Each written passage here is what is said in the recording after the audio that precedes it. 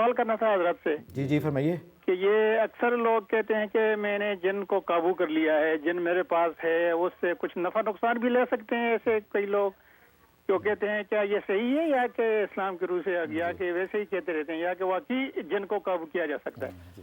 حضرت دو باتیں ہیں سوال سے کہ ایک تو آیا یہ پاسبل ہے کہ جن کو انسان قابو کر لے اور جب وہ قابو کر لے تو اس کے وہ اپنے کام وغیرہ کرانے کے لیے ان کو استعمال کر سکتا ہے؟ تو یہ اصل میں بات یہ ہے کہ اس میں شک نہیں کہ انسان جن کو قابو کر سکتا ہے. سوال یہ کہ قابو کرنا جائز ہے یا نہیں، اس کے بارے میں جو ہے فقہ اسلام نے اس کی اجازت نہیں دی.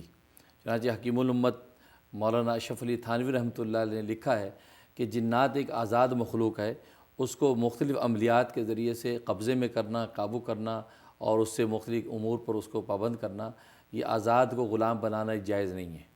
پہلی بات تو یہ. دوسرا، اگر کوئی قابو کرنا چاہے اس کے لیے مختلف چلے اور وظائف ہوتے ہیں. قابو یہ کی جا سکتی ہے مخلوق، کیونکہ اللہ نے انسان کو اشرف بنایا ہے، ہر مخلوق اس کے تابع ہے. اور باقی اس سے نفع لینا تو اس میں یہ ہے کہ اگر یہ دوست بن جائیں، قابو کرنا اس معنی میں کہ یہ دوست بن جائیں، ایسے عمل کیا جائیں آپ اس کو اپنا دوست بنا لیں. اس لیے لکھا بھی ہے کہ اگر ایسے جن ظاہر ہو جائیں، کوئی ایسی صورتحال پیش آئے تو اس کو اپنا دوست بنائیں کہ آپ ہمارے دوست بن جائیں. تو جیسے دوست کو نفع پہنچاتا ہے اور ضرر سے بچاتا ہے، اس درجے میں وہ آپ سے رابطہ اور رشتہ رکھ سکتا ہے. اس میں کوئی مذاکرہ نہیں، شرعاً جائز ہے. تو قابو کیا جا سکتا ہے جی، لیکن اس کو انکریج نہیں کیا گیا، جی، اس کی حوصلہ افزائی. اور اگر خود وہ اپنی خدمات پیش کرے، اگر اللہ کا کوئی نیک بندہ ہے تو اس میں پھر کوئی حرج نہیں ہے کہ آپ اس سے استفادہ حاصل کر لیں. کر سکتے ہیں. حضرت